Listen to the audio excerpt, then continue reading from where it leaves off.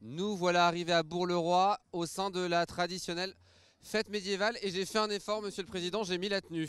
Tout à fait, c'est parfait. Bon, là je suis prêt à vivre pleinement cette 17e édition. 16e. 16e, je voulais prendre un an d'avance. Ah non, non, 16e, c'est déjà bien.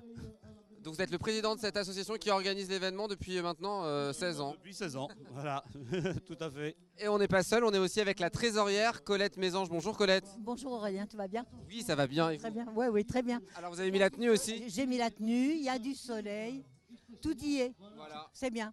Et merci, hein, c'est vous qui me l'avez prêté la tenue. Bien sûr, c'est Est-ce moi. que je vous plais comme ça? Ah ouais. J'ai trouvé que j'avais très bien travaillé. Merci. Alors qu'est-ce qui se passe concrètement? Là, il est un peu avant 14 h. Qu'est-ce qui va se passer? Alors là, on est en train de finir le repas médiéval et puis on a déjà des animations qui sont en cours, telles que la tour. La tour d'escalade et puis le marché artistique bien entendu comme d'habitude et puis ensuite vraiment à 14 h les animations avec les gueuses, avec le tunnel du Surgien, c'est-à-dire on montrera comment était la médecine et la chirurgie au Moyen-Âge. Oula oui, ça c'est terrible, hein. On est heureux de vivre à notre époque. Et puis un tournoi de chevalerie, puis des vols de rapaces, voilà.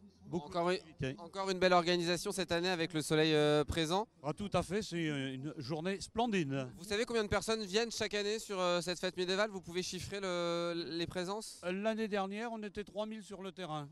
Donc cette année, on espère encore un peu plus. Et puis on rappelle à nos téléspectateurs, Bourg-le-Roi, c'est le plus petit village en superficie de la Sarthe. De la Sarthe et le 7e au niveau de la France. Et avec une histoire importante. Voilà, on a une histoire avec des remparts qui entourent une partie de la ville. C'est pour ça qu'elle est si petite. On vit intramuros. Et également deux portes de ville, la porte Saint-Mathurin, la porte Saint-Rémy. Et voilà, que dire, les murs datent d'environ 180. Donc on fait revivre nos murs tels qu'ils pouvaient peut-être être à cette époque-là. On le fait revivre à travers cette fête médiévale. Voilà. Et une des animations, vous voulez le faire avec moi du coup, cette tour, monsieur Lafosse? Non, je vous laisse faire. Bon, on va essayer de le faire, on va voir comment ça se passe. Allez à l'assaut du donjon. Bon, vous pensez que je peux y arriver? Oui, oui, tout à fait, oui. On va essayer de voir comment ça se passe, on va avancer et voir. Je vous récupère après, monsieur Lafosse. Vous pouvez venir avec moi, vous pouvez me soutenir psychologiquement. Bonjour. Veuillez boucher vos oreilles. Bonjour, bonjour. C'est quoi votre prénom? Clara. Clara, alors vous occupez cette animation de cette tour? Oui. Bon, ça se passe bien? Très bien, oui. Est-ce que vous êtes prêt à m'arnacher? Parce que je vais essayer de le faire. Pas de soucis. Pas trop compliqué? Non. On va essayer de le faire, c'est parti. Me voilà harnaché pour démarrer cette activité. Bonjour. Bonjour. C'est vous qui vous occupez de cette animation? C'est ça. Votre prénom? Joey. Joey. Est-ce que c'est compliqué du coup? Est-ce que il y a des précautions à prendre? Non, non, pas du tout. Il faut juste mettre ses mains en fait et ses pieds dans les trous. Voilà. Juste pour descendre en fait, il faut mettre deux mains sur la corde rouge Okay. et vous sautez en arrière en rappel avec les pieds en avant et vous repoussez à chaque fois que vous arrivez contre le mur. Voilà. Vous venez d'où vous? Alençon. Alençon, et c'est donc une activité bien spécifique à l'univers médiéval? Oui, absolument. C'est ça, c'est l'acro-tour. Donc c'est comme si on grimpait dans une tour, voilà, exactement. Bon, je vous laisse le micro et puis je vais monter. Ça marche. Merci. On y va.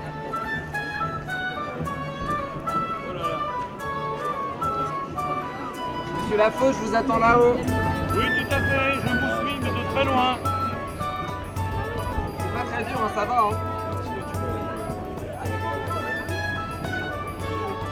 Continuons notre déambulation au sein de la fête médiévale de Bourg-le-Roi avec Simon et vos rapaces. Ce sont vos rapaces, Simon?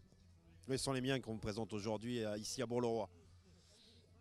De beaux rapaces, c'est quoi les spécificités de ces volatiles qu'on peut voir là? Justement, on va l'expliquer tout à l'heure pendant le spectacle. On a amené, comme vous pouvez voir, des charognards comme le vautour, fauve, des oiseaux de bavole comme la buse mexicaine, un aigle pêcheur là, qui est caché derrière, qu'on verra tout à l'heure, et puis notamment des chouettes et des hiboux. Donc on l'explique tout au long de notre spectacle, les différentes modes de vie de ces animaux. Alors vous venez d'où, Simon? On est basé à côté de Poitiers, à Chauvigny. Vous venez spécifiquement pour cette fête médiévale? C'est la première fois que vous venez? On est des fidèles de Bourg-le-Roi parce qu'on est souvent invités par Gérard et sa femme.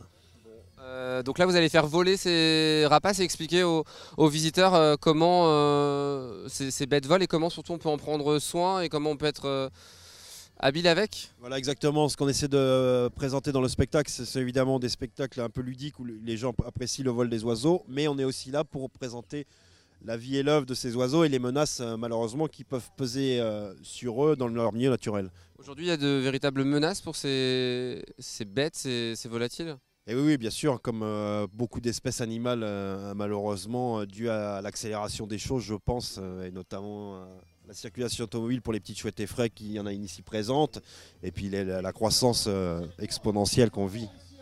Vous avez combien au sein de votre, je ne sais pas si je peux dire exploitation, mais chez vous, vous en avez combien? Environ 200 rapaces, 200 oiseaux, pardon. On n'a pas que des rapaces justement, on présente aussi d'autres animaux, d'autres oiseaux. Donc on a environ 200. Ouais. Vous le montrez comment on prend en main ce type d'animal? D'accord, je vais vous présenter par exemple le Bashka. Bon Gérard, c'est une belle animation, ça doit attirer les visiteurs, ça évidemment. Oui, oui, tout à fait. Surtout quand ils s'installent au milieu et puis que les oiseaux volent au-dessus de la tête des gens. C'est magnifique, c'est presque le Puy du Fou. C'est toujours impressionnant. Soyons modestes. Il ne faut pas être modeste, surtout aujourd'hui avec cette belle journée et cette édition de la fête médiévale. Alors Simon, il va nous expliquer du coup comment on... Je vois une gueuse qui est en bas, qui aide ses enfants. Quelle honte à toi de pouvoir l'avoir avec toi. Je lui enlève.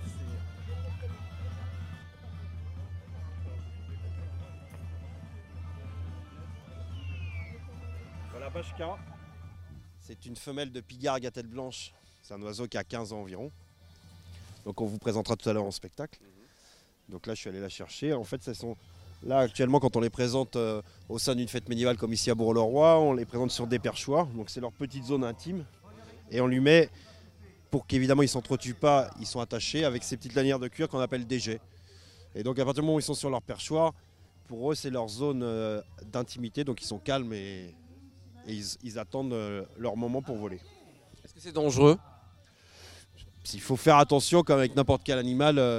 Donc là, en l'occurrence, avec un aigle comme elle, on fait attention à ses pattes et à son bec, un Bashka. Elle a tenté de vous mordre, je crois là. Non, elle pince un peu parce qu'elle voit le micro à côté, donc ça Donc c'est pas moi, ça me va. l'opporte. Quel âge elle a? 15 ans. 15 ans. Et le poids du coup de ce genre d'animal? Elle fait environ 5 kilos. Ah, donc faut le porter. Musclé, mais que d'un bras, c'est ça le problème. Oui, vous travaillez toujours avec le même bras? Je travaille toujours avec le même bras. Moi, je suis gaucher et donc j'ai un gant à droite. Parce que je suis plus à l'aise de ma main gauche pour me faire les manipulations. Et donc là, il y aura un parcours en l'air avec cet aigle? Voilà, on va survoler le public avec les oiseaux et Sacha qui sera au micro, elle les présentera et les différents types de vie de ces oiseaux. Bon, bah, super. On va voir tout ça et puis nous on continue au sein de cette fête médiévale. Bonjour, vous appelez comment? Artus, maître chirurgien. Eh ben, enchanté de vous rencontrer. Vous me faites un peu peur avec votre ustensile, c'est quoi? Ça, c'est un couteau amputé, ça. D'accord. Je le montre à la caméra. C'est juste, c'est juste pour décorer, on est bien d'accord? Ah, c'est pour amputer. Vous voulez choisir quelqu'un dans le public? Oui, mais vous allez voir, Est-ce qu'il y a des clients dans le... Vous allez voir, vous allez voir. Et vous allez vous mettre là. Vous allez vous asseoir. On va laisser le monsieur faire le cadrage. Non, mais attends, je vais vous donner de quoi protéger votre vesture. Je vais lui donner de quoi protéger sa vesture. Pardon. Comment vous vous sentez? Oh, très bien. Mais il faut pas rater le coup. Allez, Marcel, Je peux pas souffrir. assieds-toi là-dessus. Ah, je m'assois là-dessus. Monte là-dessus et tu verras Montmartre. Allez hop. Alors, regardez bien, bonnes gens. Ça, c'est pas un usager. Ça n'est pas un patient. C'est un client. C'est le client qui vous fait vivre. Donc le client, vous devez le coucouner, le protéger. C'est au XXe siècle, à l'avènement des salles d'attente, que le client deviendra un patient. 4 heures d'attente. Donc la notion de patient. Donc on va protéger sa vesture. J'ai une dent qui me fait mal, moi là. C'est la dent que vous voulez? Non, ne choisis pas. Non, mais je peux vous le Oh faire. non, la dent, non. Non, mais la Ok. dent, ça va très bien. Ah oui, c'est bien. Vous voulez la dent aussi? Oh, bah, Vous préférez la dent ou la saignée? Ou les deux? les deux. Les deux? Vous avez assez de batterie pour les deux? Bon, ben le pauvre. Ben, on va commencer par la saignée. Je vais chercher le matériel. Je reviens tout de suite. Demandez-lui comment il va, ça va pas durer longtemps. Prenez votre temps, hein. Prenez votre... Vous êtes sûr que vous voulez pas partir là? Non, je suis bien, moi. Non. Ah, vous êtes bien? Moi, je suis bien, là. Oh là là. Il arrive. Alors, on va saigner Marcel. Non, pour saigner, il faut toujours faire participer le client. Ça le responsabilise. Alors on lui fait tenir le plateau à saigner. Avec cette main-là. Là. Voilà, vous tenez le plateau à saigner. Non, vous le tenez, vous ne faites pas la manche, vous tenez le plateau fermement. On va saigner au bras. Alors on peut saigner à différents endroits. Au frein de la langue, à la racine du nez, au lobe de l'oreille, au niveau du sourcil, à la saignée du bras, à la cheville, entre les doigts de pied. On peut trancher aussi la veine hémorroïde basse ou trancher la petite veine qui palpite à la base d'une efflisette. Voilà.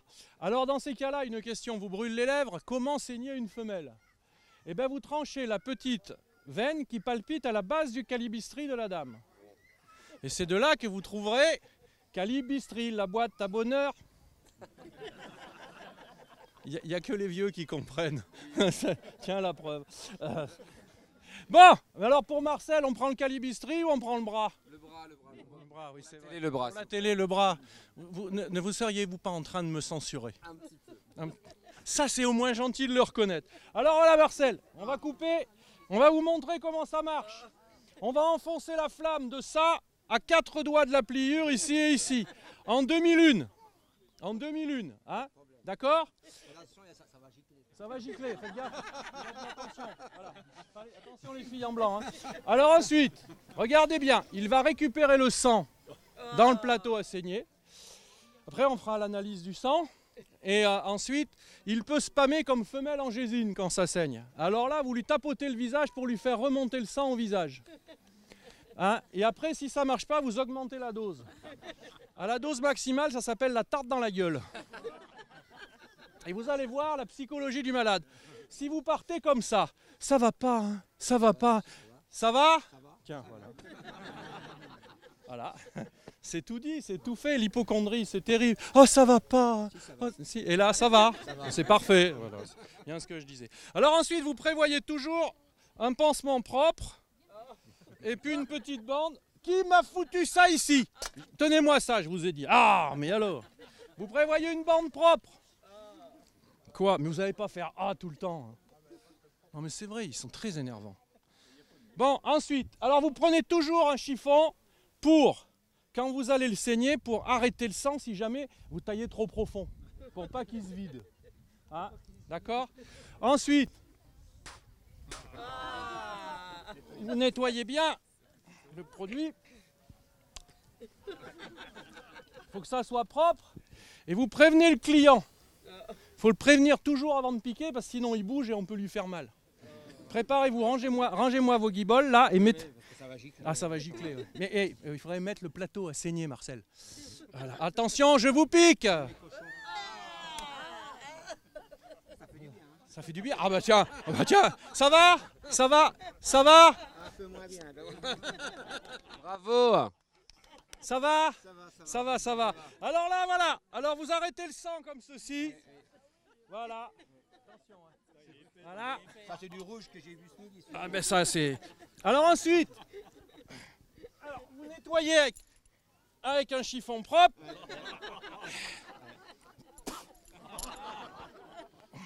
Voilà, vous tenez bien et vous lui mettez un pansement. Ça va mieux. Voilà. Non mais ça, bien sûr que ça va mieux. Voilà. Attention, elle doit être bonne là. Bien serré. Voilà. Et là, comme ça, vous verrez qu'il va bien. Oh, bah, très bien. Tout va bien. Très bien. Regardez, la vesture Oh, bah, est propre, il est formidable. Ah ouais, ben oui. Alors maintenant, soyez généreux avec votre corps. Oui. J'ai retiré un petit peu de rouge. Oui. Allez en remettre dedans. C'est ça que je vais faire, mais je suis bien là. Et d'ailleurs, vous verrez plus tard, on découvrira les globules. Ah ouais, bah, là, il y en a pas Si mal. vous avez trop de rouge, Oui. buvez du blanc.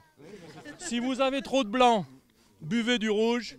Et si vous êtes entre les deux, buvez du rosé. Mais c'est bien, c'est ça que je fais. Les globules rouges transportent l'oxygène. Les globules blancs défendent l'organisme. Il reste à découvrir ce que font les globules rosés.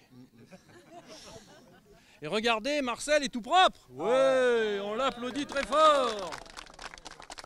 C'est bien, hein, c'est bien. En fait. Une belle opération. Hein. Voilà, mais il est en... Est-ce que l'opération est réussie? Ah bah oui, regardez, quand ça aura fini de saigner, vous me le rendrez.